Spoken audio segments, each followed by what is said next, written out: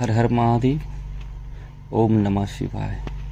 देखो, तुमने आधा घंटा 1 घंटा ध्यान किया, आधा घंटा 1 घंटा जप किया, या फिर आंतरिक रूप से कोई भी क्रिया जब तुम्हारे द्वारा घटित होती है तो यहाँ बिखरी हुई ऊर्जा एकाग्र होनी शुरू हो जाती है।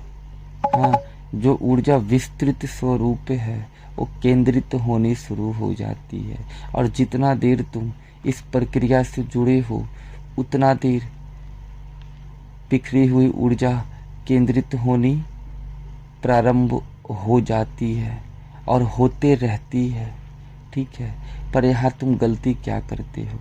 ऊर्जा को तो केंद्रित कर लिया, ऊर्जा को नियंत्रित तो कर लिया, परंतु उसे धारण नहीं कर पाया। इससे क्या होता है? तुम कितनी भी ऊर्जा क्यों नहीं केंद्रित कर लो, कितनी भी अपनी एकाग्रता को क्यों नहीं एकाग्रचित कर लो, परंतु तुम इस अवस्था में कितने देर तक जुड़े हो उतने देर तक ही तुम्हारे द्वारा केंद्रित की गई ऊर्जा केंद्रित रहेगी, तुम्हारे द्वारा इकट्ठी की गई ऊर्जा इकट्ठी रहेगी। परंतु जैसे ही वो आंतरिक क्रिया समाप्त होती है वैसे ही विषय और इच्छाएं अथवा विचार अपना प्रभाव स्थापित कर लेती है और वो सारी ऊर्जा को अपने प्रयोग में ले आती है। क्या फायदा हुआ? क्या फायदा हुआ? जब दिशा ही गलत है तो तुम कितनी भी ऊर्जा क्यों नहीं इकट्ठा कर लो, कितनी भी ऊर्जा को क्यों नहीं केंद्रित कर लो, वो प्रक्रिया समाप्त होने के बाद वो सारी ऊर्जा तुम्हारे विषय को ही प्राप्त होने वाले हैं, वो सारी ऊर्जा तुम्हारे विचार को ही प्राप्त होने वाले हैं, वो सारी ऊर्जा तुम्हारे भाव को ही प्राप्त होने वाले हैं, अथवा वो ही चुराने वाले हैं। तो इसमें तुम्हारे द्वारा किया गया सारा मेहनत व्यर्थ साबित हो जाता है। ठीक है, क्यों होता है? क्योंकि यहाँ तुम हर उस क्रिया के प्रति अनजान हो जो क्रिया तुम्हारे अंदर घटित हो रही है। इसीलिए यहाँ जागृति को, प्रज्ञा को, होश को, ठहराव को प्राप्त करने की बात बोली जाती है। क्यों बोली जाती है? कभी इस बात पे चिंतन किया, मनन किया, अनुभव करने का प्रयास किया? नहीं किया तो कर लो, नहीं तो तुम 1 घंटे 2 घंटे ध्यान करो, 1 घंटे 2 घंटे जप करो। जितनी देर तक तुम्हारे ये आंतरिक क्रिया जारी है उतने देर तक तो तुम्हारे अंदर ठहराव है, तुम्हारे अंदर एकाग्रता है, तुम्हारे अंदर शांति है, तुम होश में हो। ठीक है, परंतु जैसे ही जागृति हटी वैसे ही दुर्घटना घटी। हाँ, यहाँ जैसे ही तुम उस क्रिया से अलग होगे, अपना आसन छोड़ोगे, अपनी जाप छोड़ोगे, ध्यान से उठोगे, फिर क्या होगा? हर वो क्रिया जो अभी तुम्हारे नियंत्रण में है वो अनियंत्रित हो जाएगी।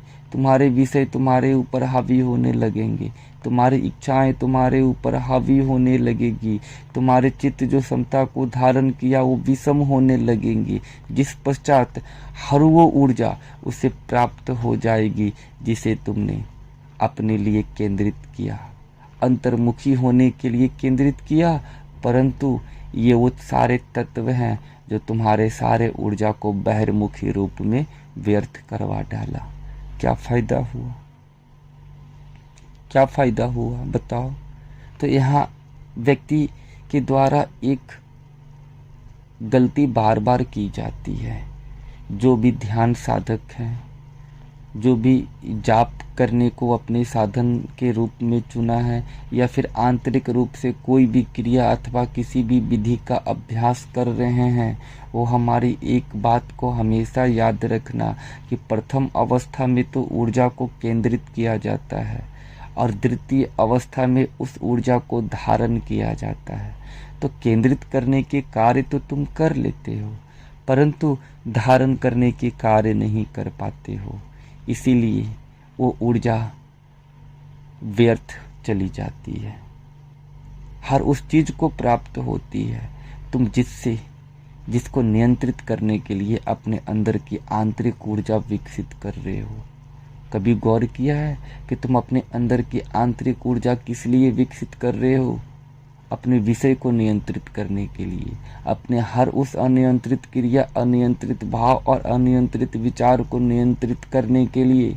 परंतु यहाँ तुम्हारे द्वारा एकाग्र की गई ऊर्जा उसे ही प्राप्त हो गई और वो उसे बहिर्मुखी कर दिया, अर्थात तुम्हारी सारी मेहनत व्यर्थ चली गई। हाँ, तो वो गलती क्या है आप सुन लो। आप आधे घंटे ध्यान किया, कोई भी क्रिया किया, चाहे जाप किया, इसकी प्रथम अवस्था में आप जितनी देर तक उस क्रिया से जुड़े हो उतनी देर तक वो ऊर्जा एकाग्र हो रही है, केंद्रित हो रही है।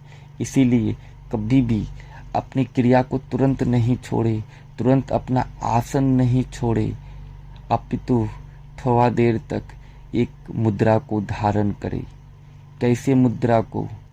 आप योनि मुद्रा का भी चयन कर सकते हैं या फिर ऐसी कोई भी मुद्रा का जिसमें शरीर की सारी भार आपकी मूलाधार पे केंद्रित हो जाए और आप उस ऊर्जा को बिल्कुल सहज रूप से इस धारणा के द्वारा धारण करें कि आप इस अवस्था को धारण कर रहे हो जिस अवस्था पे अपने क्रिया स्वरूप आप पहुंचे हो। इससे क्या होगा कि आगे जब आप कोई भी क्रिया करोगे, कोई भी साधन को प्रारंभ करोगे, किसी भी विधि का प्रयोग करोगे या फिर आप अपनी ध्यान अथवा साधना जहाँ छोड़े थे ये वहीं से प्रारंभ होनी शुरू हो जाएगी जहाँ से पिछले बार समाप्त हुई थी। ठीक है, तो अंततः जैसी भी क्रिया, जैसी भी विधि अथवा जाप के द्वारा आप अंत अवस्था तक पहुँचे हो या फिर जिस अवस्था पे आप उसे विराम दे रहे हो, थोड़ा देर के लिए आप अपने मुद्रा अथवा धारणा के द्वारा उसी अवस्था को धारण करने का प्रयास करो। यहाँ वही ऊर्जा इस अवस्था को धारण करने के कार्य प्रारंभ कर देती है। इतना याद रखना, नहीं तो फिर क्या होगा, बार बार जहाँ से शुरू किया और जहाँ पहुँचा, हाँ फिर पुनः वहीं से शुरुआत होगी जहाँ से आप बार बार शुरू कर रहे हो। क्या समझे? उस अवस्था को धारण कदापि नहीं कर पाओगे जिस अवस्था की प्राप्ति आपके साधन स्वरूप आपको वहां तक पहुंचाया है। इस तथ्य को हमेशा स्मरण रखें। चलो मुझे आज्ञा दो। हर हर महादेव।